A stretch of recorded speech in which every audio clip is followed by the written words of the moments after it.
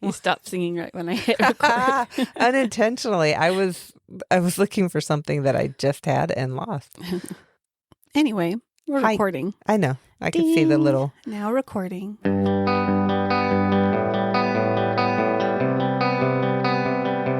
I need to hide my screen from you so I can still do that trick. Oh, no, it's fine. Hi, good morning. No, it's evening. It's evening times. It's in the dark times. It's in the night times. How's it going? It's not actually as late as we normally record. It's only 7:30. It's 7:30. Yeah. Cool. It's going. How's it going for you? It's a Tuesday. Yeah. Yeah. The same as all Tuesdays. Same as it ever was. Same as it ever was.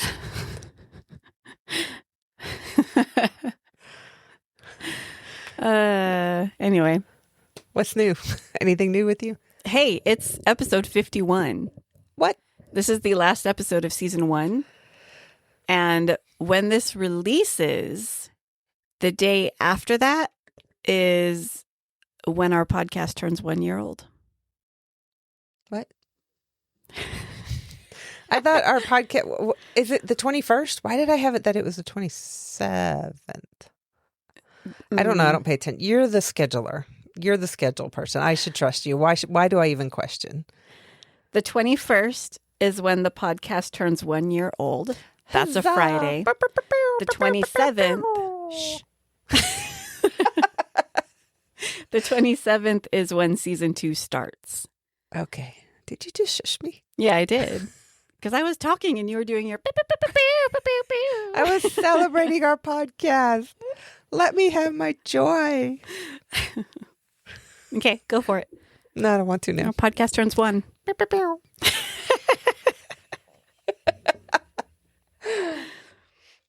Oh, man. Yay, good times. Yay. It's weird.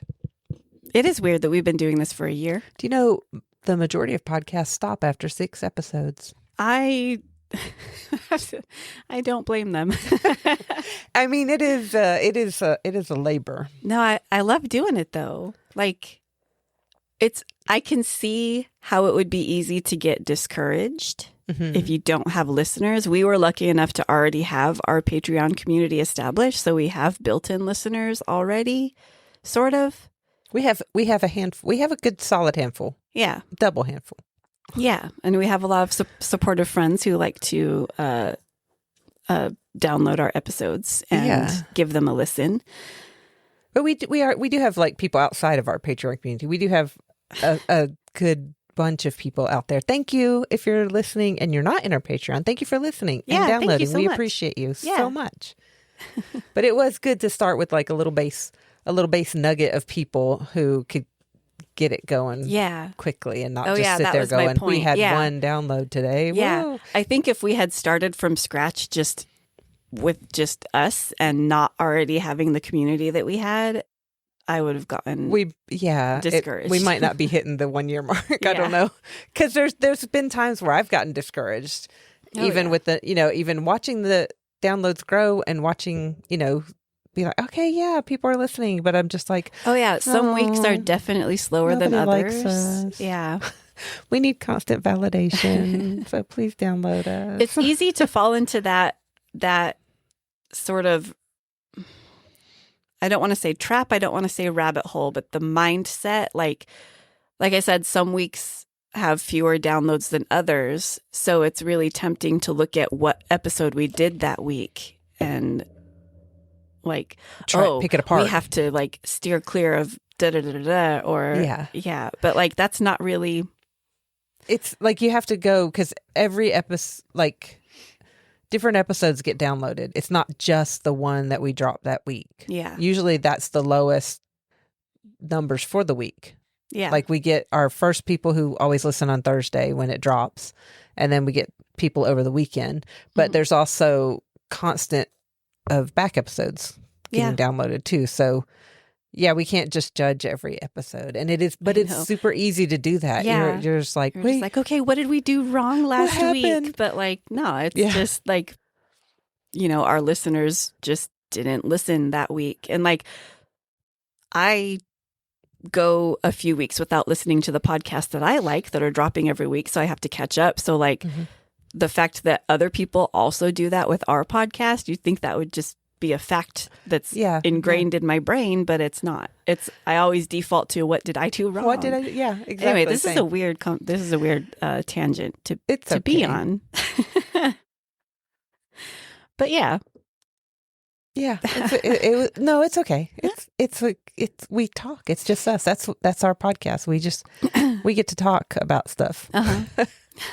There's a cat currently walking across the table, sniffing everything. Sniffing everything. I think she's slowly trying to make her way to my uneaten pumpkin French toast. Oh, dude, that pumpkin was so pie good. French toast. Do not step on that.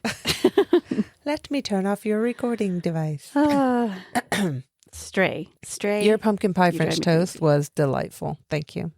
So here's what I did. I'm so glad for you cook. Listeners. I had some leftover pumpkin pie filling stuff. Mix, I guess. Yeah. So it's just like the pumpkin, the spices, the eggs, the evaporated milk, sugar, just that mixture. And I made French toast with it. I just dipped some bread in it, let it soak up, and made French toast. And it's really good. So good. I think I'm going to try to do the same thing, but make like a bread pudding. Oh my gosh. Because that would also be delicious. Yummy, and I'd yummy, stir in yummy. some white chocolate chips in there too. That would be really good. Oh, dang. Oh, man. Go do it now. We'll record this later. Okay, it's fine. Or you could just record your half and just pretend that I'm I'll just listening. be quiet for a little bit and you could come back in when you edit and put your bits in. Yeah. Okay. Sure. That won't be weird at all. Yeah. We should do that one time. Oh, no. And we just, the person who does the initial recording is just like, yeah, right. I'm so glad you agree. And then when we come back to do our other parts, you're like, okay, but I just want to say, but I just, I didn't agree. I didn't actually agree with that. Yeah. No, that would be fun though. Too much work. That would be a lot of work. And I'm not sure how fun that would be to listen to. Yeah, I don't know. Yeah. It could be interesting. Anyway. What are we doing today? What? Okay. So ADHD for the win. Okay, so cheese? Uh-huh. I want cheese. We have 2 bricks of cheese in the fridge. Got to do something with that. I'll eat it. Yeah. Okay. When we're done. ADHD for the win. I don't know what I was going to say about that. Oh no! I what started we're doing this week. So I want to have this brand sponsor us. Finch. I started the little Finch thing, and a lot of our patrons are using it, and now they're all friends with me on Finch, and I'm happy. It's a little like self-care thing that you do every day. You have a little bird that you have to he goes on adventures and comes back and learns about compassion and empathy and confidence and all kinds of fun stuff, curiosity. Oh, that's cute. But the way you send him on his adventures and give him encouragement, or whatever your bird is, by doing things like waking up and getting out of bed in the morning and, doing establishing little habits, which are incredibly hard for ADHD people to do. Habits don't exist. Habits don't exist. Yeah. I know. But I do really like to check things off of to-do lists. Yeah. So it's been nice. I have cool. I've been doing little things that I keep saying, oh, I want to do this every day, and then I don't do it. Yeah. But now I have this little bird who goes cheep cheep. And then my friends on there, their little birds will come over and visit and be like, hey, you can do it. You can do the thing that you want to do and stuff like that. So it's fun. It's just called Finch. Cool. I like it. Yeah, I've heard of it. They can sponsor us if they'd like to. We would really like to be sponsored by them. So I think we actually have to approach businesses. I know we do have request to be sponsored. So yeah, maybe we should probably look into how to do that. But anyway, all of that to say that despite having a little more self-awareness, I'm feeling a wild magic surge come on, and I did not go with my chosen topic. I went with another one that was inspired by two things: a podcast I recently listened to and our love of classic movies. Ooh. Yeah. Okay. So I also am doing a wild magic Yay! surge. I love wild magic surge episodes. Inspired by an upcoming trip that we have. Are we going? Oh, we are going somewhere. Specifically where we're staying. Okay. Oh, wait. Yeah. Where? Okay. Just the general vibe of the hotel we're staying at. Oh. I'll explain later. Okay. I'm excited. But we got to roll. We got okay. to roll the dice. You might explain first. Although I've been creeping up lately, and I know. don't You've like been it. going first like a lot. I don't like it. Yeah. Mother. Just rolled an 18. I'm going to have to roll. Oh my gosh. No. That was so close. Oh but my goodness. You get to go first again. Dang it. I don't want to go first. That was closer than I thought it would Can I be. wait? I have an Uno card that's a reverse. No. I'm going to play it. Maybe for season 2, instead of rolling dice, we'll just draw Uno cards. That could be kind of fun. We should do that. Okay. All right. We have to get Uno cards because do we have Uno cards? Yeah. Okay. Sweet. We should play Uno. Yeah, I know. That's why I bought the cards, but then we don't play cards. They're in one of my drawers. Okay. So we watch a lot of wonderful classic movies, and we have been on a little binge recently of some old classic thrillers. Vincent Price, who we adore. And I love Vincent Price. He's such a fabulous being. But we also we've watched a few Cary Grant, Arsenic and Old Lace, which is a fabulous movie. We just watched a Gregory Peck one. We did To Kill a Mockingbird, but Mirage was a good one. That one was a little trippy, like a little psychological trip. So all of those most of the ones we've recently watched have come out prior to late 1960s, and fall under a thing called the Hays Code, and that's what I'm going to talk about. Oh, okay. Okay. You mentioned the Hays Code. Yeah, because when we watch these movies now, I'm like, Hays Code. That's Hays Code. Yeah. See that there? Okay, yeah. See that very thing they just did not do, but you kind of knew they did it? That's Hays Code. Okay, so when you say Hays Code, Hays. H-A-Z-E? Hays, as in Hays, like a last name. Like a last name. Yes. Okay. Let's dive into this. Nope, I went too far back in my notes, and now I'm talking about a fish. Whatever that fish was I talked about last time. What was it? Oh no, it's a shrimp. I just saw ocean stuff, and I'm like, wait, I don't talk about the ocean in this one. Okay. So in the early 1900s, movies are starting to come into popularity, and then in the early 1920s, we get talkies, and it's like exploding. Talkies, not Takis. No, those are gross. Yes. That's a hill I'll die on. Yep. Although, Taki, if you want to gross. sponsor us. No. Yeah, Taki, if you want to be a sponsor. We'll tell people how amazing you are and just never send us anything. We'll send it to people who love it. Yeah. That's not how that works. No. Anyway, okay, so the talkies films. All this stuff is really becoming a huge thing. Hollywood is becoming a huge thing. The golden age of Hollywood. But there's also some not great things coming out of Hollywood. There's some high profile scandals. Ooh. And there are a lot of not great things, nothing like what we see now, but close to it. There was a silent film star named Olive Thomas who accidentally overdosed on medication that was for her husband. There was a beloved actor who was charged with rape and manslaughter. And then another director was found murdered that I think is still unsolved. I might look into that one too. But What was the director's name? William Desmond Taylor. I didn't look up to I think see I if that have was. heard that story, but Oh, yeah. okay. It's that, yeah, I sort of somewhat went down a rabbit hole at one point about like unsolved Hollywood murders. And that name sounds familiar. So I may have read about it. I don't know. Interesting.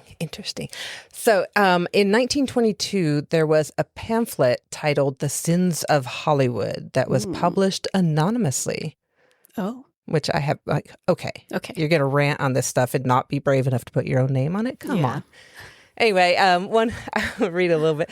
It says, to the boys and girls of the land, these mock heroes and heroines have been pictured and painted for box office purposes as the living symbols of all the virtues. Privately, they have lived and are still living lives of wild debauchery. And so it goes on. I actually read the pamphlet. And it goes on to depict this huge party scene where this actor introduces all his friends to drugs and gets them all addicted while he just goes on living his wonderful life. And there was a note on that says that pamphlet might have been talking about Wallace Reed. And I'm going to talk about Wallace Reed in the bonus content for our patrons. Yay, bonus content. So, because I did not know anything about this person, and I was kind of fascinated by his story. Mm-hmm. So yeah, but that's gonna be bonus content. Did he get all his friends hooked on drugs? No. Okay. I mean, I'm sure there were probably other people, but no, he was not throwing wild drug parties and telling all his friends to take drugs. But he did have a substance abuse problem, and yeah. So we'll talk about that though in the bonus content. Okay. So. Patreon.com/JessonHids if you want to hear about that. And another thing. So there was this kind of shift of people wanting kind of a little more moral compass coming out of Hollywood. And between 1914 and 1922, 7 states formed what they call film censorship boards. So they're like, to put a movie in our state, it has to go by these rules. Right. So that was Massachusetts, Pennsylvania, Ohio, Maryland, Kansas, New York, and Virginia. The studio moguls of the time, there were just like a handful of studios that ran everything. And they were like, wait, this is going to hurt us if we let them do this. Mm-hmm. So they're like, let's kind of police ourselves. Let's censor ourselves and we'll take care of it. So they told everyone, we'll take care of it. In 1927, I'm sorry. I skipped ahead. The first thing that came around in the early 20s was the Motion Picture Producers and Distributors of America was this new kind of board that was formed. And William Hayes was the first president of this board. And they're like, he's going to be in charge of being the one who says, no, you can't do that. Yes, you can do that. But most importantly, he was going to be in Washington being like, look, Hollywood's being great. See, they're cleaning up their act. They're kind of like a spin doctor type. Okay. Yeah. Like, yeah, we got this. And so like he set this list in 1927 called the Don'ts and Be Carefuls. And it had 36 rules that the filmmakers had to follow. And it's like, they were like, okay, cool, we'll do that. And then they didn't, because there was really no enforcement. There were no laws in place or no type of enforcement to be had. Yeah. No consequences if they were to not go. Yeah, because like this board is run by the people who run the studios. Yeah. And also the people who owned the majority of the theaters in the entire country. Uh-huh. So they're kind of like, okay, yeah, we're going to clean up our acts, and then didn't really do much. Sure. So in 1929, there was an editor named Martin Quigley and a Jesuit priest named Father Daniel A. Lord. I almost said Daniel A. Lord. Daniel Lord. He was a what? They submitted a more extensive code of standards, and they started to say like, hey, you guys aren't doing this. We're going to get the government involved. And there actually was a court case. I didn't write down. It was the Supreme Court actually did get involved and were like, hey, you have to follow these codes. And so they're like, look, we're going to do this. And so because they didn't have anybody really no way of enforcing this, they were like, okay, we're going to adopt this code officially in 1930, and we're going to pay somebody to be the person that has to oversee and approve all the movies and films. Sure. And this person was William Hayes. Oh, the president. Okay. You know? So already, we're going to pay me. Yeah. They pay me to do that. He made $100,000 a year, which in 2024 money, that's $1.8 million a year. Holy crap. And that was in the 1920s or no, 1930s. So like right after the Depression, this guy's pulling in almost $2 million a year. Wow. Yeah. You're That's just insane. like, cool. He was president of this thing for 25 years. So, yeah. But they still were like, they didn't really have enforcement. There was like, you can't do this, you can't do this. And then they put an amendment in 1934 that said if a film had to be hit this approval, they had to have this stamp from the I'm going to say it wrong, MPPDA stamp. Okay. That's the Motion Picture Producers and Distributors of America. So they had to have this stamp before they could even be released or distributed. Yeah. So then they had to go by these rules, and that started coming into play. And this is like, I have the list. I'm not going to read through all 36 items. I'll just hit some of the things. Like, you can't have on-screen kissing. Ooh. That was more than 3 seconds. So you could have a little quick peck on the cheek, a little brush to the lips, but 3 seconds. That was it. Okay. There couldn't be any kind of suggestion of nudity. You can't do a silhouette of a person who might appear to be naked. No illegal drugs, no white slavery, no miscegenation, no kind of anything really related to sex. You couldn't even show like childbirth. Like, you didn't even say childbirth. You said expecting. You didn't say pregnant. Yeah. Pregnant was a bad word. You said expecting. You could not ridicule the clergy or have any willful offense to any nation, race, or creed, which I thought that was interesting. That's, yeah. There were several different wordings of that where it like, you couldn't say anything bad about anything, like another country or another belief or race or religion or whatever. And I was like, that's interesting that was there, that was put in there. And so that was in the don'ts. Also, the other thing was anybody who was like a bad guy had to get it in the end. They had to receive justice.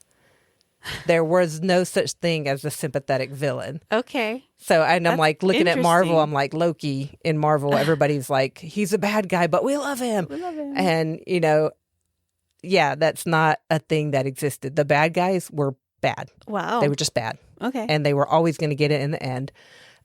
Justice was going to prevail. The other thing you couldn't talk about, the cops were never bad guys. And so that sort of thing, like it was always, the good guys were always good. Bad guys were always. And this was actually came about because of people who were on this, who got involved with this. There was like a huge, I can't remember his name. His last name was Breen, but he was Irish Catholic and anti-Semitic. So he blamed a lot of the Hollywood stuff on like, oh, well, that guy over there is Jewish, so he's a bad guy and we're got to stop his productions. And I got into like some deep stuff that I'm like, okay, all right, let's go back to just the overview of this, because it got a lot of really in-depth stuff that we don't have time to get into all of it about, but So they couldn't show some of the be careful things that they had to like kind of avoid. Like I said, they couldn't really put unfavorable light on any other country, religion, or history. They couldn't have arson. You could not have the use of firearms unless you were the bad guy. Okay. And then you got justice in the end. You could not show theft, robbery, safe cracking. You couldn't show dynamiting of trains, mines, buildings. If you did, like, it had to be shown in a way that was very kind of more suggested at rather than shown. Yeah, like off screen. Yeah, off screen. So they're basically pan. saying, like, if you do it too detailed, you're going to influence the minds of the youth and they're going to go blow up a building. Right. So yeah, because that's always the thing. Right? Yes. Yeah. You had to be careful about how gruesome things looked. And again, like, I was always shocked growing up because I grew up watching like the old Clint Eastwood Westerns, like, what is it, For a Few Dollars More and Hang 'em High and all those Good, Bad, and the Ugly. And like, there's no real blood. Like, somebody gets shot, they just fall. You know, you don't even see bullet wounds or anything.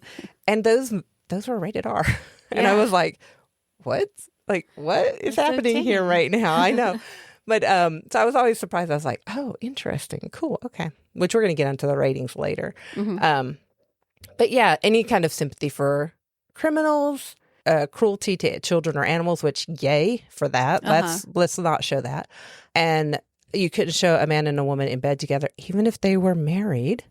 Separate beds. We all know the 50s trope of the two beds in the room and everything. Yeah.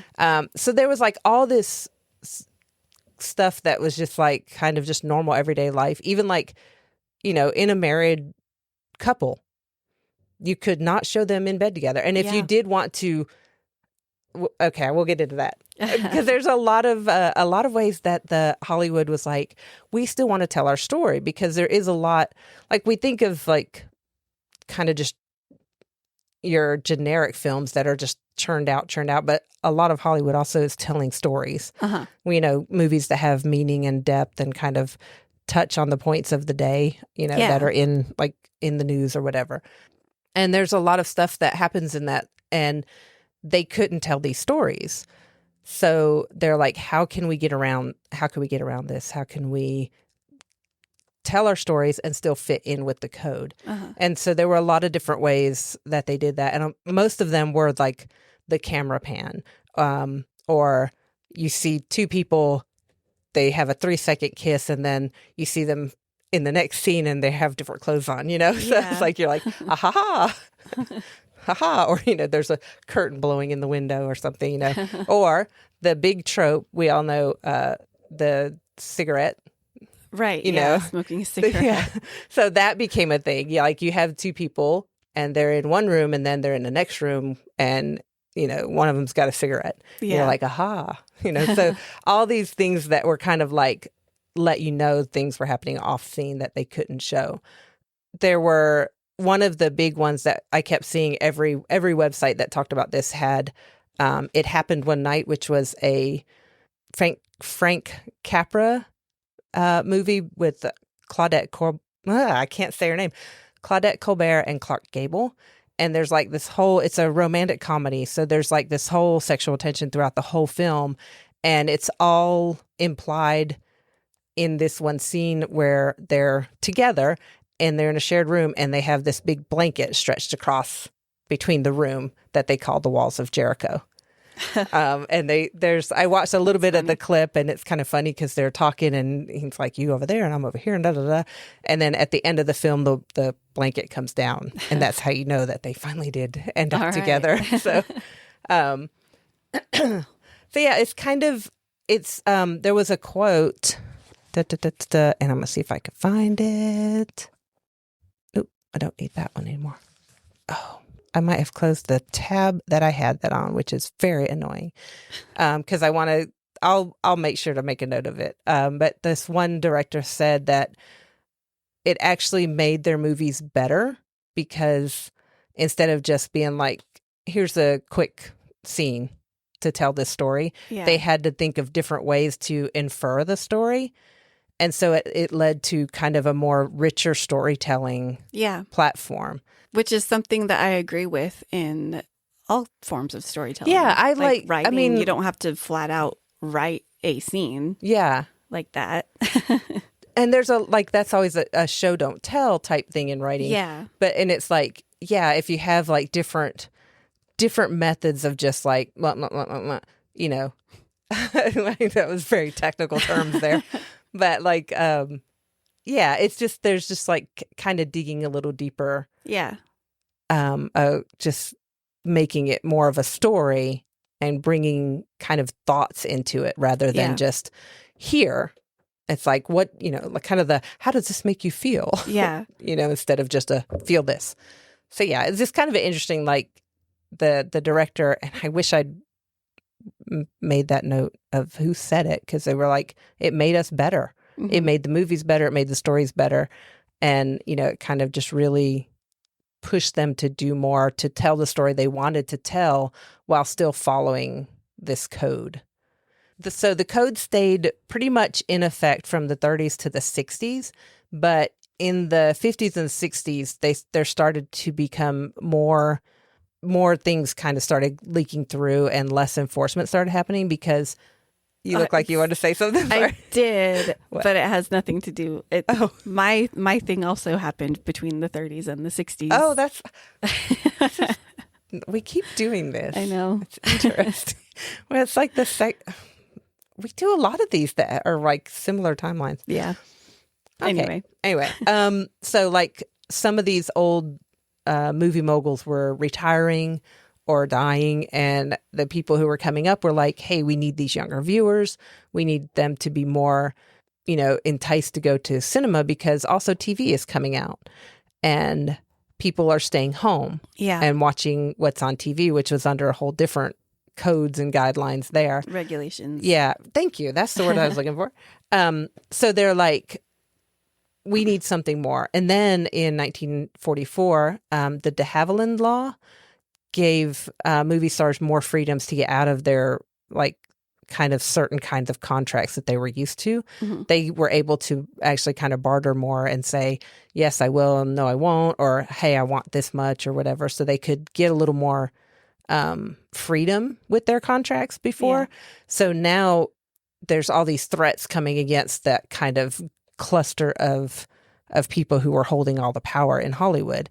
And then also we're getting foreign films that don't have any kind of regulations are coming in, and people are going nuts for them. Yeah. So they're like, okay, we need to switch. We need to stop this. We need to switch and do something different. So in 1968, the Motion Picture Association of America switched to a rating system. And we're all used to ratings. Yeah. Like, so this is how the system went in the late 60s. G was all ages, which is kind of still the same. PG would have material that may not be suitable for children. PG-13, inappropriate for children under 13. Yep. PG-13 existed? In 1968. Mm-hmm. I thought that came around a lot later. Wait, I'm sorry. So the first list, they do have it under here. But there were adjustments made in the 80s, I think. Let me find that. I might have closed that tab. I accidentally closed all my tabs. And okay, so yes, that list that I have, I'm sorry.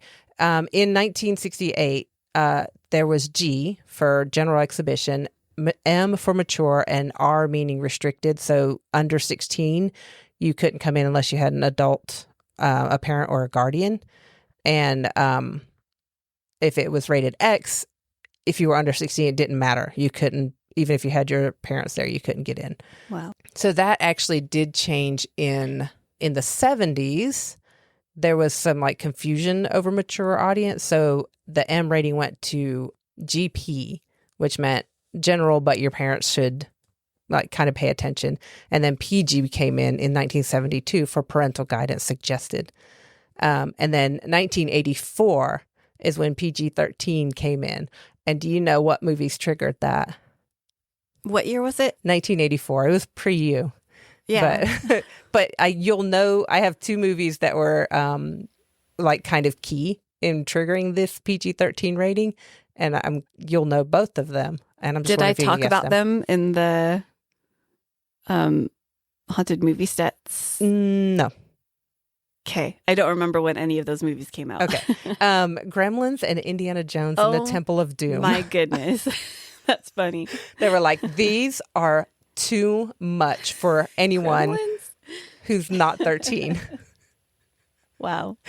So, yeah, that's when they got in. Those were considered pretty bad PG. And like, I remember when Temple of Doom was out and people were like, oh my gosh, like rips his heart out. Yeah. And then I watched it and was like, that's so fake looking. But also like it was well done for the time. I mean, look, Indiana Jones, I love Indiana Jones. So I'm not going to diss on the least favorite one. But anyway, yeah, I mean, I remember when that came out and it was like, what? This is crazy. Because you didn't expect it after you've seen Raiders, nothing that bad. The end of Raiders was a little with the melty faces, but it was very cool. We've been watching Vincent Price thrillers on this. What is that channel? It's just called Thriller. Thriller Classic Movies or something like that. It's amazing. It's one of those cheap Roku channels. Yeah, it's all like the old black and white 60s and 70s horror. Yeah. It's like, this is so cheesy and wonderful. Anyway, so that was random. Hey, ADHD. I have no control. What is the chant that they do in Temple of Doom? I've been Kalima. Kalima. That's right. There's an ATEEZ song, but it sounds like they're saying Kalima. Yeah. Every time I'm like, ha ha.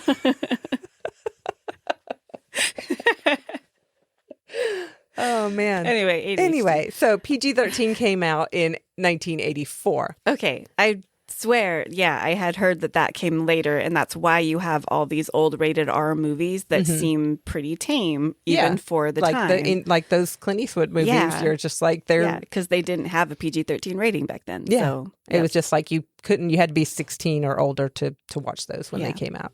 And 1990 was when they switched the X rating to NC-17. And then because it was starting to be, the X rating was starting to be attached to pornography. And now like adult bookstores and theaters started going X, double X, and triple X. Okay. For like for kind of, they system. did their own little rating system. All right. Because it was kind of like, it was like, ooh, oh, it's rated X, Yeah. Yeah. Ooh, So it's like now, like the book community with their spicy book ratings, they have like how many chili peppers? Chili peppers. Sorry, I had to take a drink. No, try not to laugh. So it was like 1968 when all of this switched over and the Hays Code was kind of abolished and changed over to this rating system. And then I didn't get into the whole what substantiated, like, you can say one swear word and you could have one, suggestive scene or, so much gruesome gore. But yeah, that's a whole other topic to talk about too, which is actually kind of interesting.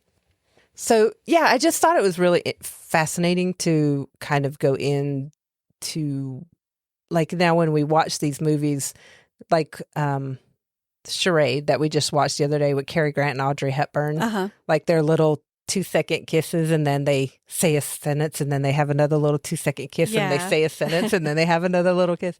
Alfred Hitchcock was one of the best at circumventing the Hays Code, because he would throw stuff in there that was like way over the top. Because like this William Hays, when he got put in charge of reading all these scripts, like he read, well, not him personally, but him and a small team read every single Hollywood script.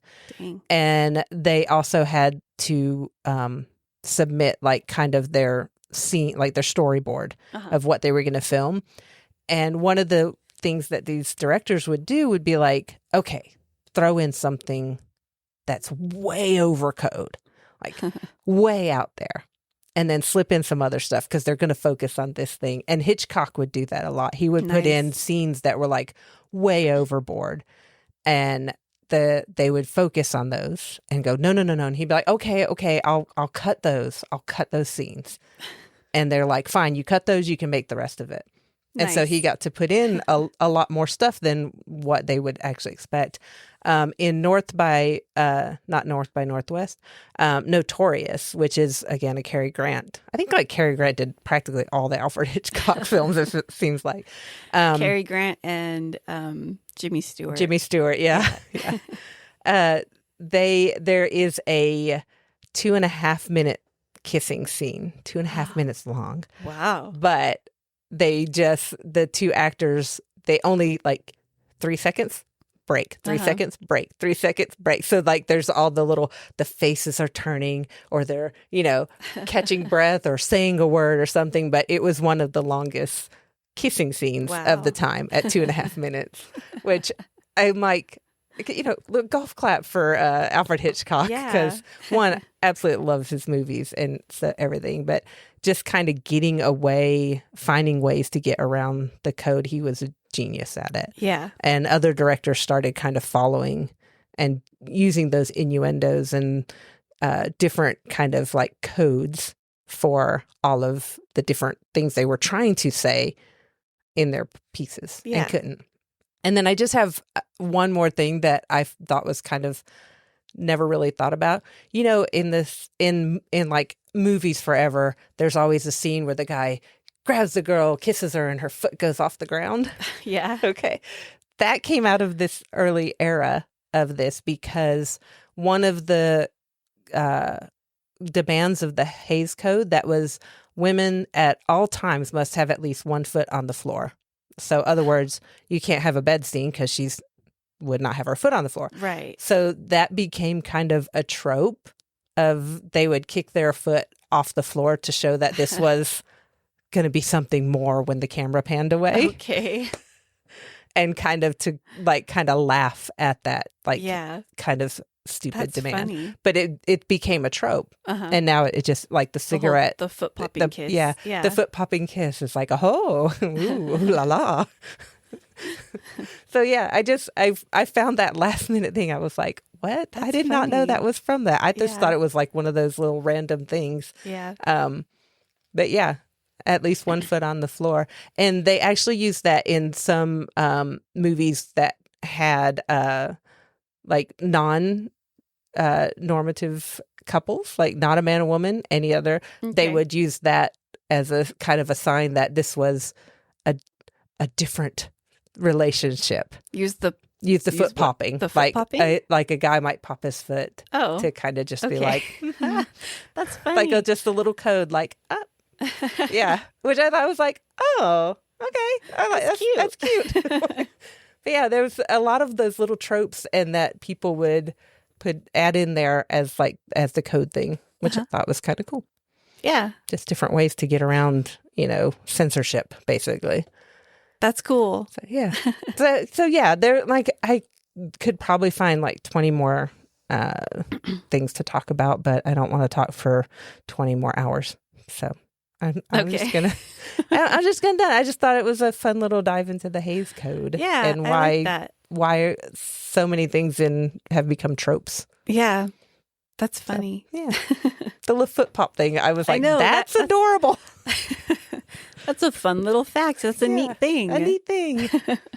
So that's it. It's a short topic today, but that's where my brain went. And yeah, mine's kind of short too, but that's okay. So yours takes place in the same time frame, 30s to 60s? Yeah. I'm going to say a word, and I want you to tell me what you think of when I say this word. Okay.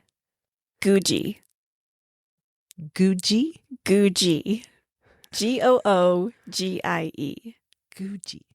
Like, I want to say Googie, like bougie. Like bougie? What? No. like bougie. I keep wanting to say bougie. Googie. Googie. Yeah. For half of my research. Gucci, but. Yeah. For half of my research, I thought that it was pronounced Googie. Googie? With the hard G. and then I found out that it was not. And so Okay. I might flip back and forth just because my brain has not gotten there yet. Okay. Googie. Googie. What do you think it is?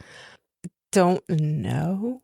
Wait, okay, hang on. It's got to be okay. Something You that was said- popular between the 30s and 60s and has something to do with the something where of a we're revival. going. Okay. Has something to do with Where we're the vibe of the hotel we're staying at, which is mid-century modernish kind Yeah. of. Okay.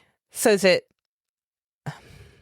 a designer from then that time period? it is Or- it's not the name of a designer, okay. but you're on the right track. It is a type of it's a style of architecture. Oh, okay. Googie. Googie architecture. Googie architecture. Every swear. time. So Googie. Googie, I got a booby sweetie baby.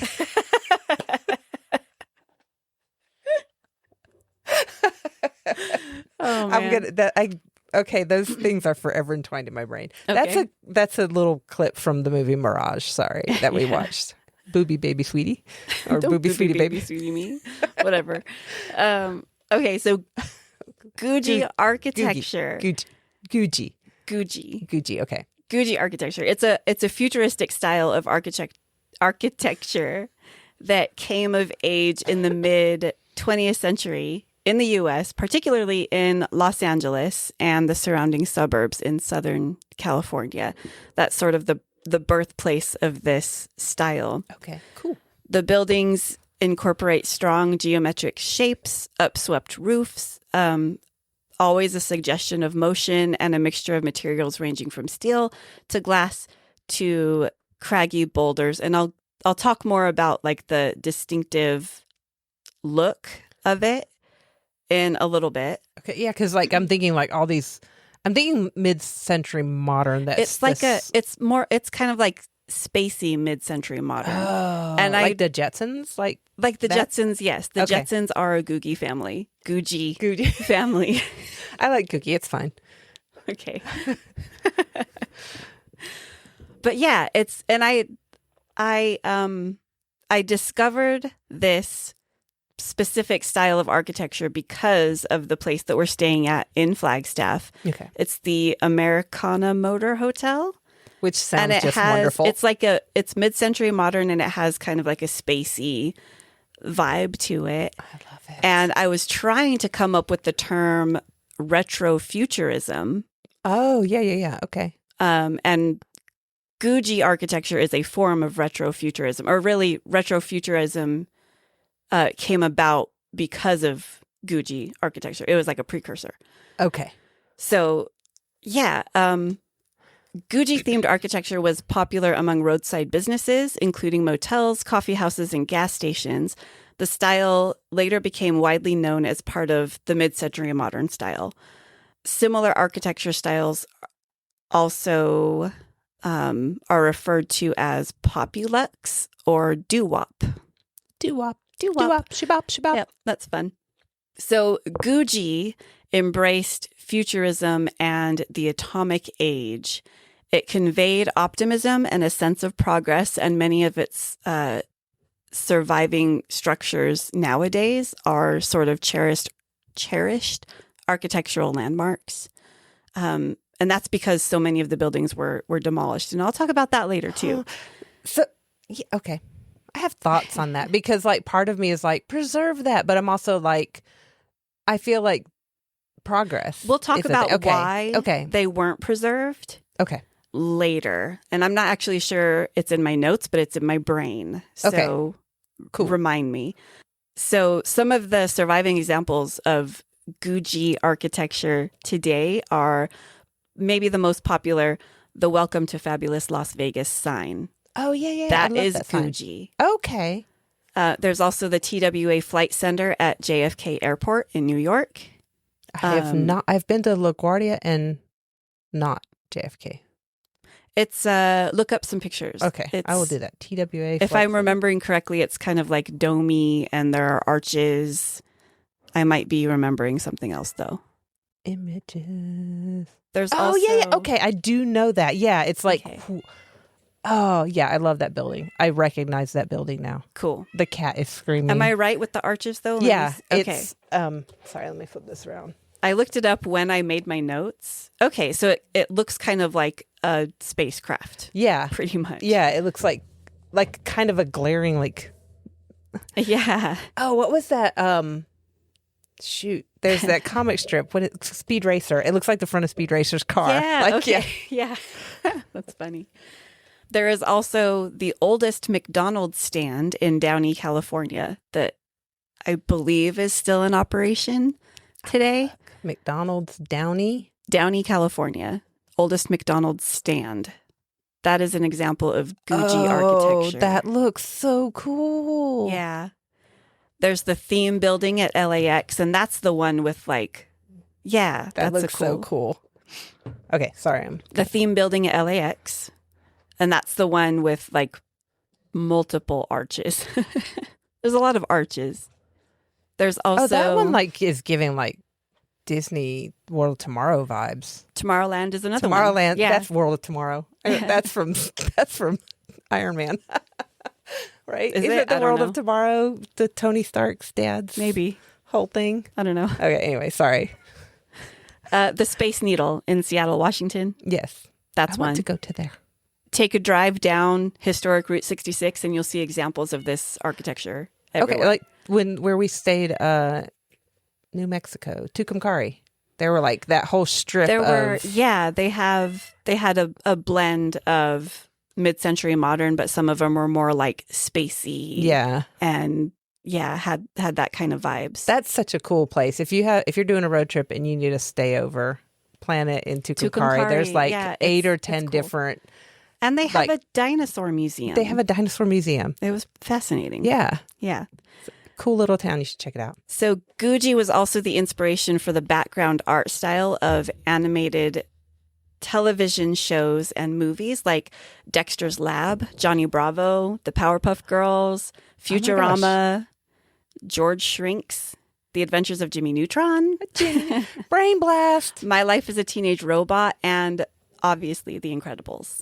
Obvious. I love the design of The Incredibles. I love The Incredibles. So yeah, I love The Incredibles. That design is just like... Yeah. Yeah. That's why I just like gravitated toward this topic. I was like, oh, Googie. Googie. I love it. Oh, I have a typo. Google architecture. That was probably AI trying to decide what you really wanted to say. Yeah, everything else left it Googie, though. Come on. Oh. Googie architecture.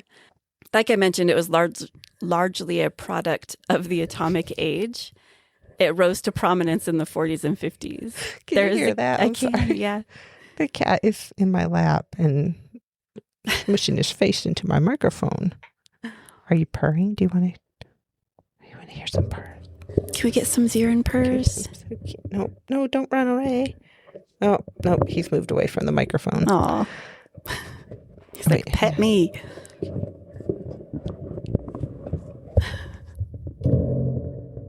He keeps looking away from it, little punk.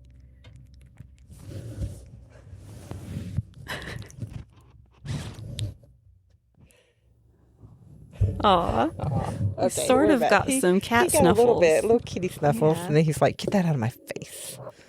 He's like, you have to pay me to record stuff for you. You coming over to me now. I was not giving him enough attention. Oh. I love his little sounds. Little grunt.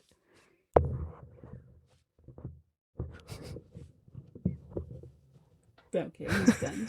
He's done. He's like, quit. He wants attention, but he's not going to cooperate and purr into the microphone. Hey, bud, come here. Aww.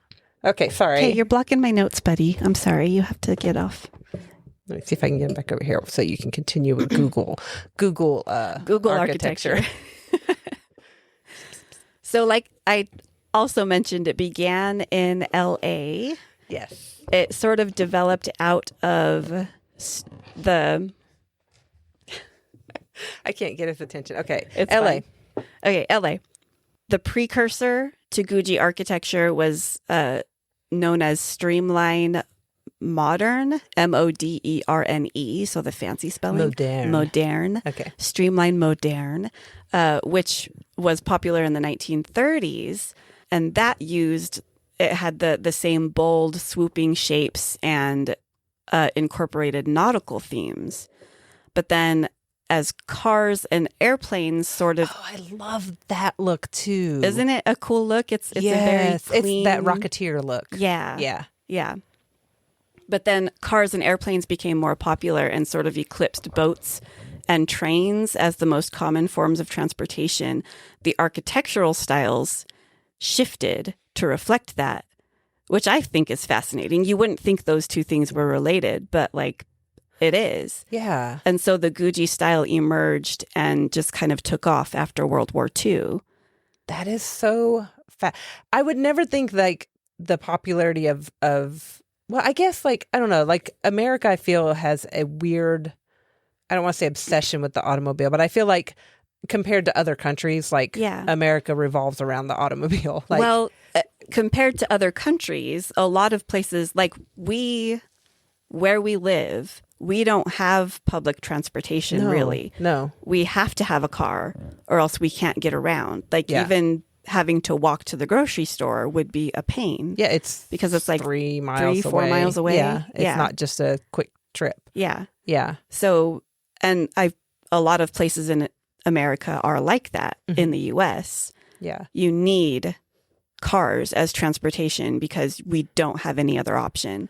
So like, I feel like it's a fascination that stems from necessity. Mm-hmm. Oh, definitely. I find it, I think like my initial thought going with that, and then I side railed shockingly, was that like, how can the development of an automobile shift the architecture of an entire time frame? Yeah. But like, I could see it happening here in America specifically because we have this historical obsession with the automobile. Yeah. And that's so fascinating to me. Yeah. And that's just wild. Yeah. Like the automobile was invented and then it became a thing that people relied on. So why not make it fashionable as well? Mm-hmm. And then architecture reflects what, the what people are obsessed with, the crazes, because you want to draw attention. Yeah. And that was the thing with Googie architecture is as cars and road trips and things became more popular, you wanted architecture that would grab your attention from the road. Yeah. And so that's why it became super popular. And a lot of architects of the time that were still stuck in classical architecture, I guess, they kind of viewed Googie architecture as garish and flashy, and they didn't really like it. Yeah. But it was mostly used by like businesses and roadside attractions, which is circling back to why a lot of these buildings don't exist anymore. It's because, since they were owned by businesses and, they're not firmly established, I guess. Right, yeah. Like these were buildings that were constantly transformed before this style of architecture came about. And so now, like, what's the point of keeping this architecture now that it's, falling out of popularity? And then like so many, like, because we're so close to Route 66, it's a perfect example. It was a major connecting line across the country, and it's gone now. Yeah. Because I-40 was built. Because interstates happened, and like the land used to do that, like so much stuff was... There are sections of Route 66 you can drive on. We did our road trip 4 years ago to this week. Yeah, we went to Tulsa, and like it showed up in my little memories, and I was like, "Oh man, that was such a great road trip! It was a lot of fun." You were like, "Okay, we can get on Route 66 on the next exit. We could drive it for 10 miles, and then we have to get off, get back on the interstate, it's a dirt field. Yeah, it's a dirt field now, or it went. It's now the interstate. Yeah, they just paved over it."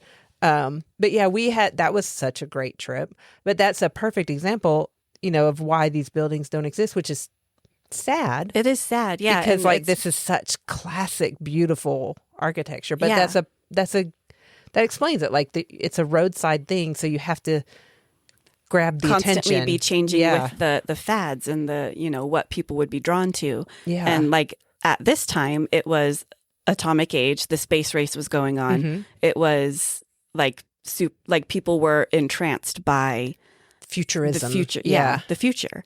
So that's what businesses would do to try to draw people in, is, get these big flashy signs and These sweeping yeah. architecture. That is so cool. I love that. So going back to sort of the beginnings of it, there is an architectural historian by the name of Alan Hess, who is probably the foremost expert on Googie style. He wrote a book about it. He says there's a dispute over which building was the first Googie design, but one candidate is Bob's Big Boy in the LA suburb of Burbank. That was designed by Wayne McAllister and built in 1949. There's also Johnny's Coffee Shop in LA, in Miracle Mile, actually. And I think that one is no longer, the building might still be there, but it's no longer a coffee shop. Johnny's Coffee Shop, I'm looking it up. JOHNIE. Oh, it looks so cool. Yeah, it's got like an inverted triangle roof, which is really, really kind of fun. There's also Norm's Restaurant on La Cienega, which is also in LA, Norm's Restaurant. Okay. They were both designed by Helen Liu Fong and built around the same time. So no one's really sure which one came first. Okay. But those are three of the very earliest examples of Googie design. The origin of the name Googie dates back to around the same time period in 1949, when architect John Lautner, who, neat thing, studied under Frank Lloyd Wright at the Taliesin Fellowship. John Lautner, he designed the Googie's Coffee Shop in Hollywood, which had those distinct architectural characteristics. It was demolished in 1989. I see you Googling it. Yeah, I'm looking at, it's got cool. Oh. Yeah. But the name Googie had been a family nickname of the wife of the restaurant's owner. Oh, that's cool. And then Googie became a rubric for the architectural style when an architecture critic and magazine editor, Douglas Haskell, he was taking a drive through LA with an architectural photographer, and they passed this coffee shop, and Haskell insisted on stopping and taking pictures of it. And he says he is known to have proclaimed, "This is Googie architecture." And so he popularized the name after an article he wrote in House and Home magazine in 1952. And That's it's funny because this was an article that was actually criticizing that style of architecture. Okay. For being garish and flashy and stuff like that's that. Funny. But he made the term super popular, Googie architecture. So it's kind of like the people who were proponents of it were like, okay, we got you. We're going to take that and make it. Like, it's going to be our thing. Yeah. He said, he described the style saying, "If it looks like a bird, this must be a geometric bird. Also, the buildings must appear to defy gravity." Haskell noted, "Whenever possible, the building must hang from the sky." Haskell's third sort of characteristic of Googie was that it have more than one theme, more than one structural system. Because of its need to be noticed from moving automobiles among the commercial strip, Googie was not a style noted for its subtlety. And these were all things that he was describing as bad. Yeah. But for me, that's cool. Yeah. I mean, I like that. when everything just looks exactly the same, like boring. Yeah. Yeah. Like give me something that looks like it's hanging from the sky. Yeah. I want something that looks different. Yeah. That's really cool.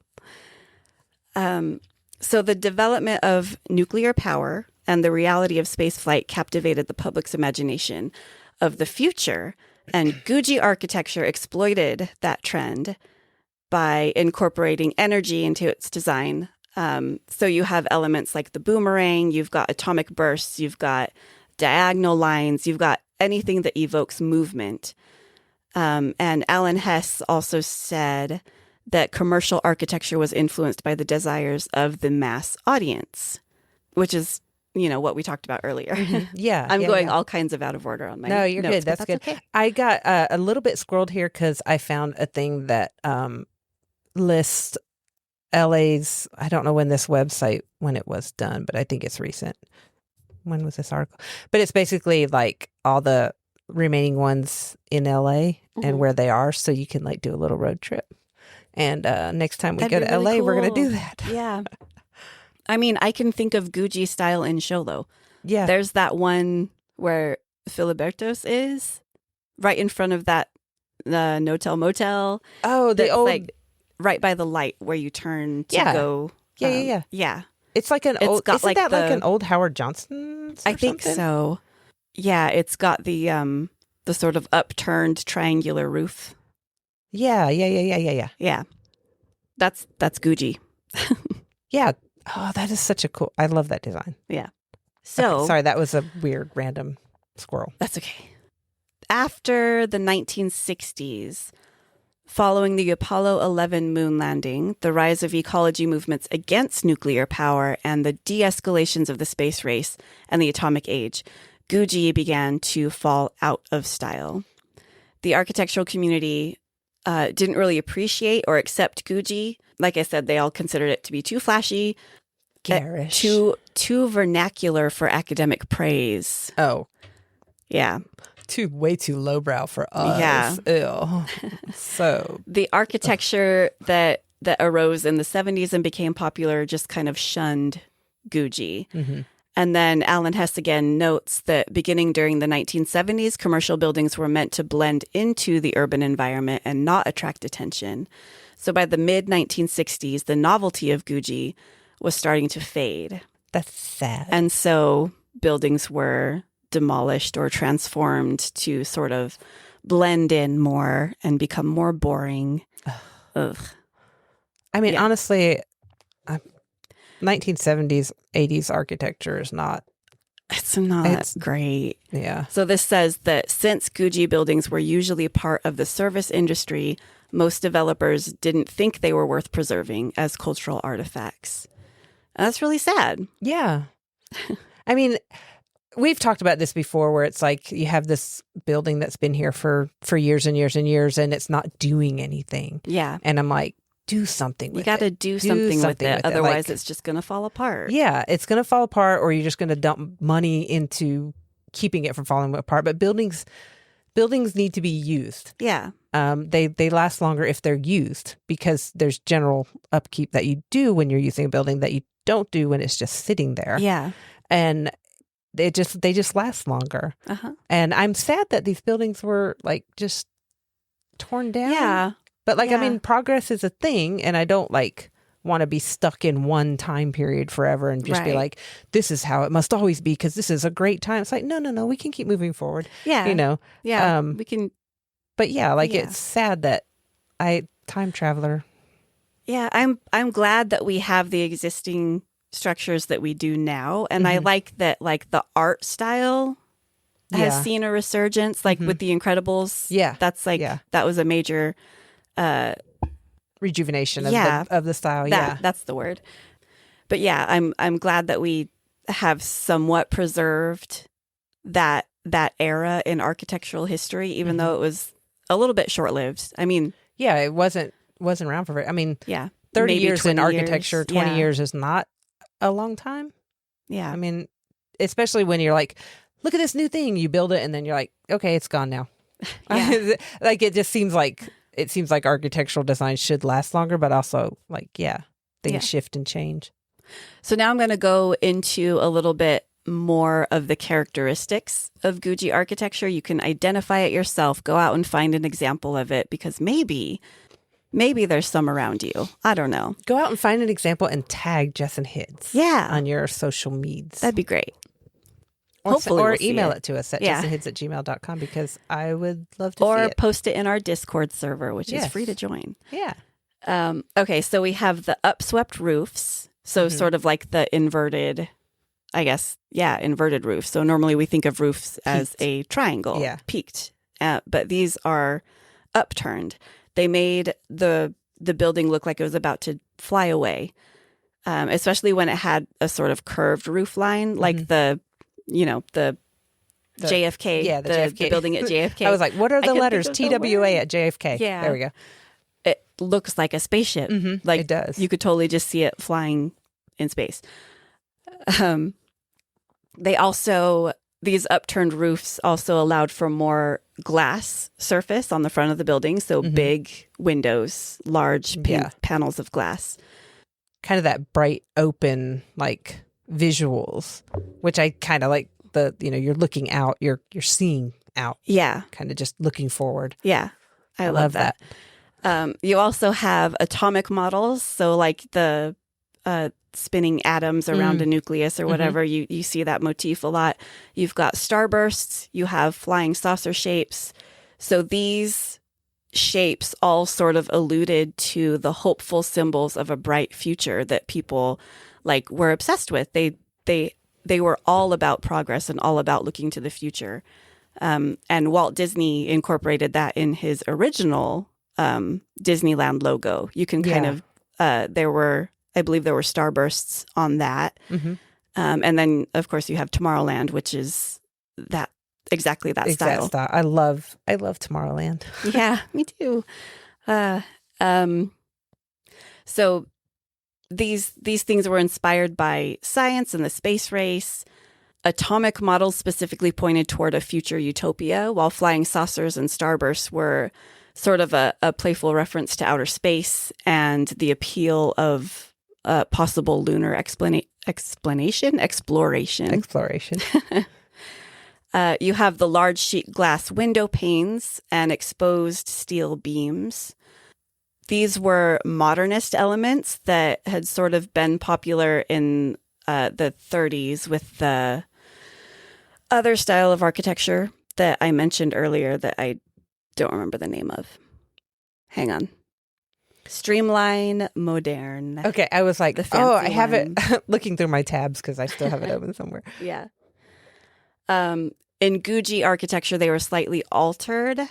So you might have a sort of like not quite squared up window, like an oblong rectangle, I guess, window. And just something that is not quite... Hi, cat.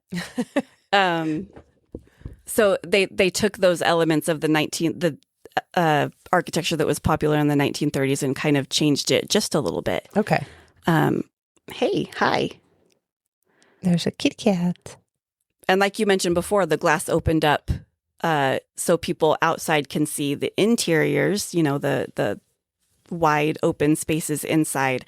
And then from the inside, you can look out and see, a California landscape, wherever you happen to be. Like I said, it was popular in California. So, yeah, that's very cool. So you're about to have a shoulder cat. The tall, shiny glass was meant to attract drivers. Yeah, as they passed by. I mean, I would turn off that interstate if I saw a cool building like that today. Yeah. I mean, we have. It's like, cool. Check it out. Yeah. Hey, buddy, you want to come up here? Come here. He's thinking about it. Yeah. We have another cat has joined our recording session. Yeah. Little Anakin. Are you going to purr into the microphone? He's like, no, I'm going to run away.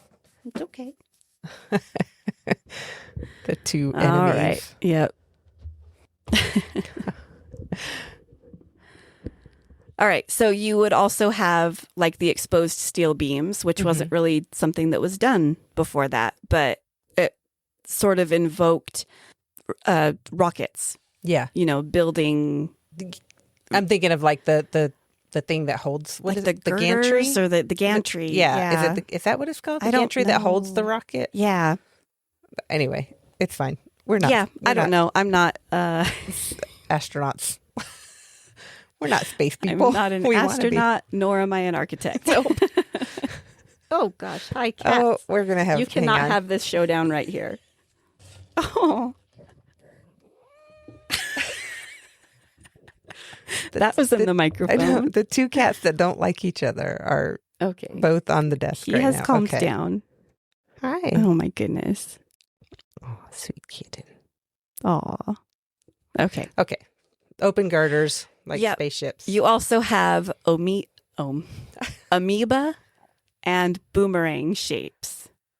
What the heck even is a boomerang?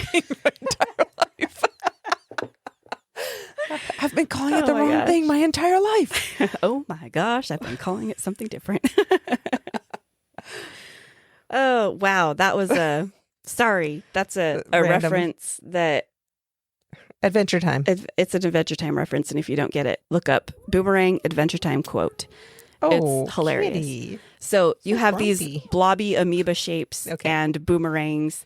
They were graphically linked to every aspect of mid-century design, including chairs, formica, graphic logos, pools, roadside signs, and other Oh my gosh. culture My stuff. friend used to have, you've seen the white table, the white like kitchen table. It's white with just formica like a with the boomerang gold. shape in it. No, I'm just talking about like the gold boomerang like line drawings. It's Oh, just yeah. hundreds of boomerangs. Yeah, Yeah. yeah. That was that's really cool. big. It's Yeah, yep, that's such that's a Gucci. Yeah. Gucci. The amoeba might have been derived from World War II camo patterns, like Okay. camouflage. Yeah. And the boomerang was probably an abstraction of airplanes in flight. Yeah, that makes sense. Yeah. I love that. I thought I had something else about the boomerang too, but I don't remember what it was. It just keeps coming back to you. Often used as stylized arrows. Oh yeah. Yeah, Yeah, like yeah, yeah. pointing to like turn here. Yeah. Boomerang, Yeah. boomerang, boomerang. Yeah. You also had large domes and arches, very space agey. Mm-hmm. And this was made more possible because of the progress that had been made in concrete construction. So it sort of brought that into everyday architecture. The St. Louis Arch was in 1963. Well, there you go. That's when it started, and it Yeah. opened in 1965. Yeah. So that's kind of that same. It was supposed to sort of invoke like flying saucers and Yeah. it's just like not your typical square building that you would see. It's something different to Yeah. attract attention. I love it. Yeah. I want to go to there too. Yeah. But anyway, that's pretty much all I have. Googie. Yeah, Googie architecture. Googie, googie. Booby, sweetie, baby. That's just going to be a thing I say now. I'm sorry. Googie. Okay, I love that. So I have been a fan of that for some time, but I just kind of lumped it in with mid-century modern. Yeah, same. But it is kind of a Or different, like slightly different vibe, like the futurism. Yeah. My iPad stand just, or my, my your little tablet stand just is given up over there. Yeah. That's all right. That was the sound of my tablet just gently hitting the table as it slowly drifted down. So I've been a fan of this, and I really do. Yeah. I don't know what it is. Also, I just love that style. A related style is ray gun gothic, which is something that I love. There's also ray gun punk that I think you mentioned way back in the punks episode. Oh, did ray gun punk? Yeah. But that, like, it's kind of like the Jetsons vibe. Oh, yeah. Kind of like space Okay. agey stuff. Yes. Okay. Yeah. I did a quick goog. Did a quick goog. A googe, you mean? A googe. I did a quick googe. Ray gun gothic. Okay. Uh-huh. Yes. I love it. I love it. Yeah. Yes. But yeah, I just love learning. I learned I that love learning term. names for the things I already love. I know. Yeah, I didn't know it had a name. I just thought it was retrofuturism. But Yeah. apparently Googie was the precursor to retrofuturism. So, yeah. Well, the more you know, as a wise show once said. The more you know. The more you know. Bum, bum, bum. Knowing is half the battle. That's a different show. I know. That's G.I. That's half the Joe. battle. G.I. Joe, I think, is knowing is half the battle. Yeah. Yeah. Anyway, yay. That was fascinating. I love when we talk about architecture. I should have went into architecture. I should have focused that. I would have lost interest. I would. Yeah. Well, I love learning about architecture. Yeah. I love taking pictures of architecture. That's like one of my favorite things about going on vacation is I like to take pictures of the buildings. And my family used to be like, take pictures of the people. And I'm just like, well, I see the people every day. Yeah. I don't see the buildings every day. Yeah. Same. Yeah. Yep. New Orleans, we need to go. Yeah. The architecture there is I would love insane. to. I like just walking through New York. Yeah. Like same. there's a lot of like modern stuff, but there's also still like you can find those little hidden the older buildings that have been there and have held on to their styles. I love finding those and just kind of like basking in them. Yeah. I just love it. We need to just like do an architecture road trip. Yeah. I want to do that Chicago boat architecture trip. Wait, what? In Chicago, there's like a river, like you can get on one of their boats and it takes you down one of the rivers and it's an architectural tour and they talk about the different buildings that you see along there. That's cool. Yeah. I've only gone to October. I've only been to Chicago when it's freezing cold and I don't want to be on the river. Yeah. We need to go when it's warmer. Yeah. At some point. That'd be great. Yeah. And do the river tour. So yeah. In all of our free time. I vaguely remember you telling me about that tour. Maybe. I think we talked about it on one of the times we were going in that direction, but it was like the timing was wrong or it was cold. It was cold because we go in October. Yeah. Or late September. I can't remember. I don't remember when we went. It was cold. Yeah. And then the last time we went, it was just a quick trip, so we didn't have time to do anything. Yeah. So that was too bad. Yep. But future trip. Yep. We're not drawing cards today because we already have our topics. We both wild surged. Yeah. Yeah. I am stupidly excited for my topic for the first episode of season 2. Yay. Which Me too. is next week. Ha! Yeah. I should really research. Thanksgiving Day is when that one comes out. And we're not going to stress that no one listens to it on Thanksgiving Day because they're all having dinner with their families. We're going to be like, 2 people downloaded. It was me. Yeah. I downloaded it. It was my auto download. Yeah. Hopefully everyone will download after dinner. Yeah. But yeah, I'm listen to us with your excited. Families while you're eating because nobody wants to listen to you chew. Exactly. and you don't want to get into that whole family argument thing. Just put a podcast on. Yep. And let us just take over. Let us teach you about stuff and nonsense that we're going to talk about next time. Yes, which I'm not going to very excited for. Say.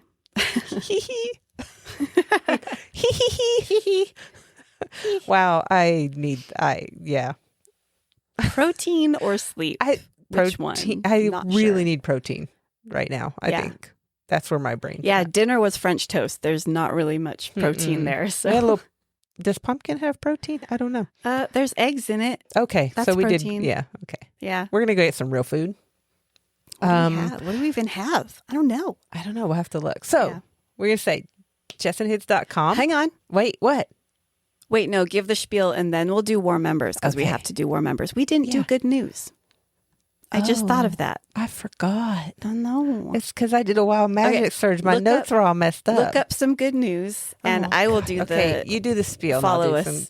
Spiel. Jetsonhids.com. I've been saying it for weeks now. The website is outdated. I know that, but you can find the link to our Patreon page, and from there you can find the links to our Discord server and other relevant things.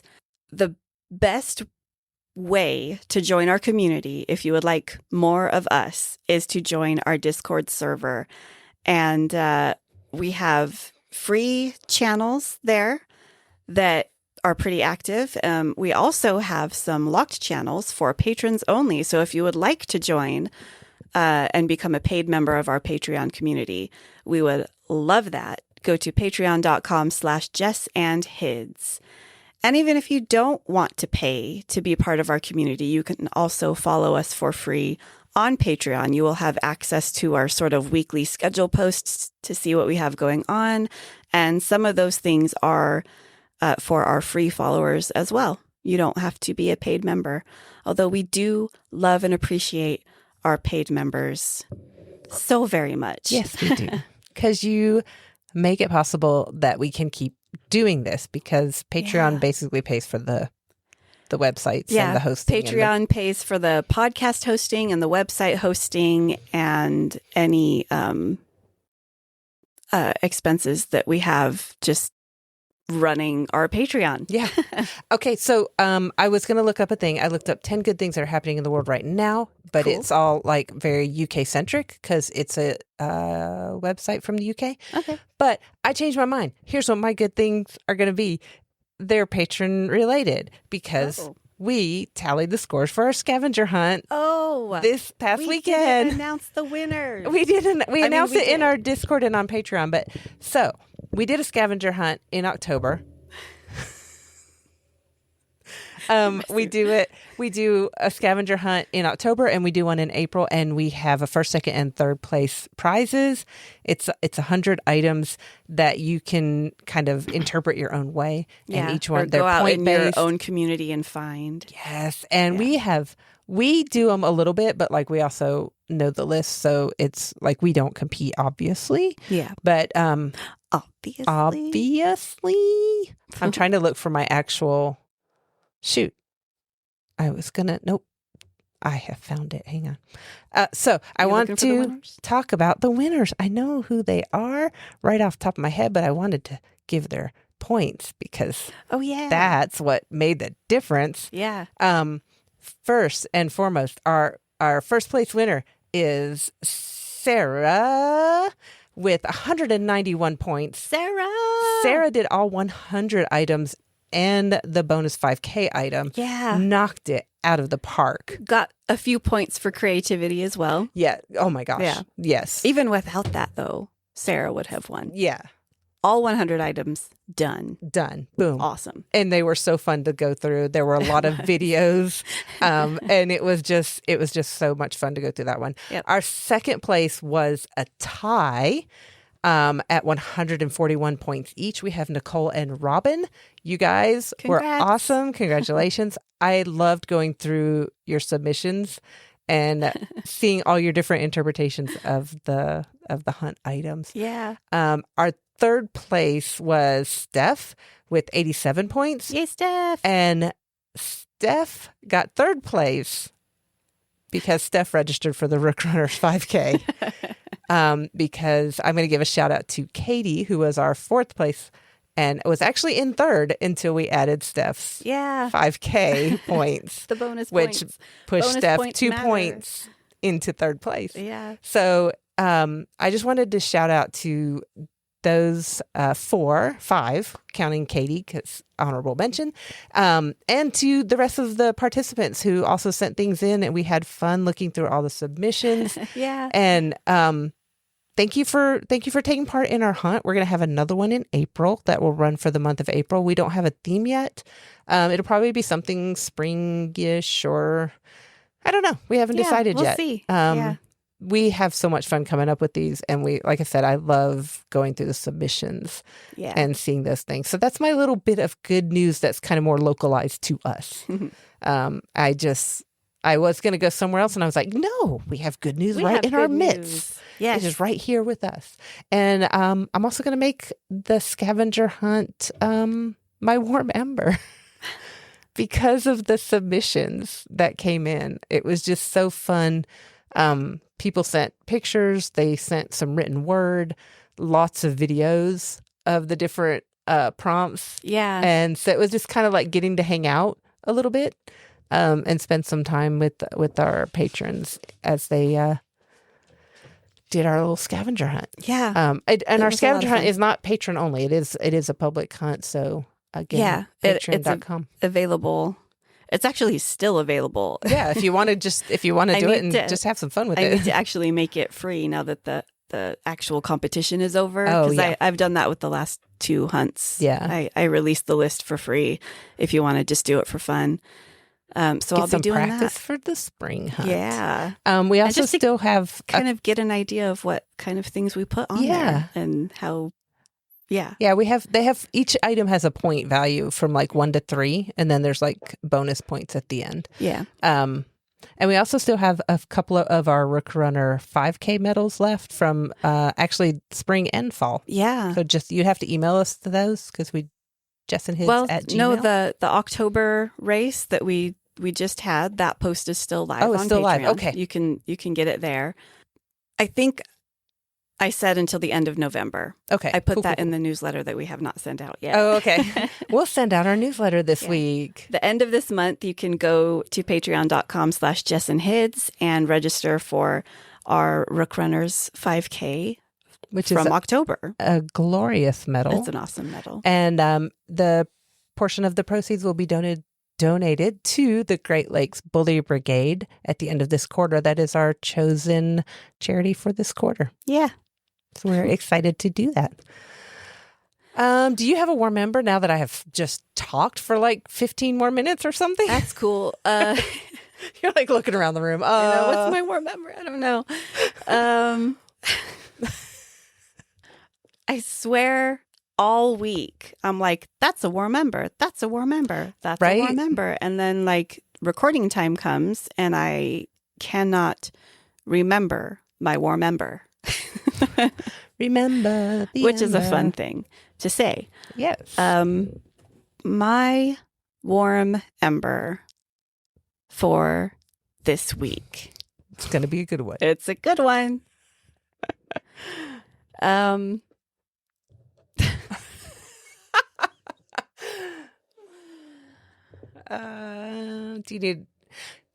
I give you one? Sure. It's art related. Okay. It's our Discord. Okay. Everyone's sharing their art and creativity in there. Oh, yeah. I love it. I just love it. Yeah. I'll give you that war member to share. Okay. I'll share it with you. Make it grow. Okay. No, sometimes I do that too. I'll be like, I don't know what's made me happy. A lot of things. A lot of things. And it's hard to just pick one sometimes. Yeah. And then sometimes when you're asked a very specific thing, your brain just goes blank and you're like, I don't know. Yeah. My mind usually just reverts to food. Oh. My war member is the pumpkin pie French toast. Or this lovely, cup of hot chocolate that I had. Like my mind just automatically is like, what good food have I eaten recently? I mean, that French toast was pretty amazing. Yeah, it's pretty good. I think I'm going to keep that recipe. That little recipe. Yeah. It's not even a recipe. It's just like an idea I had to use the leftover pie stuff. Yeah. I love it. Yeah. Here for it. I think we're done. Yeah, we're done. Cool. Minimal editing. It's Yay. an hour 36 right now. Well, that's good. That's fine. Yeah. Look, someone just posted in our Warm Embers that's channel. Funny. I just popped over there. There is a Warm Embers channel in our Discord server, and I love it because people will just drop in there randomly throughout the day and just say something that's making them happy. Yeah. And we just converse, and it's just wonderful. But I need to go because I'm just going to keep rambling because I'm hungry. We're just going to, and I'm just going to sit here. Yeah. Anyway. Yeah. Thank you guys for listening. We appreciate you so much. So very much. Thank you. Like, if you made it this far, that's season 1. Season 1 is done. Wrap. That's a wrap. That's a wrap on season 1. Woo, woo, woo. Check the gate. That's something they say in movies. I don't really know what it means. So, okay. Yeah. All right. Talk at you next week. Talk at you next week. Bye. Bye.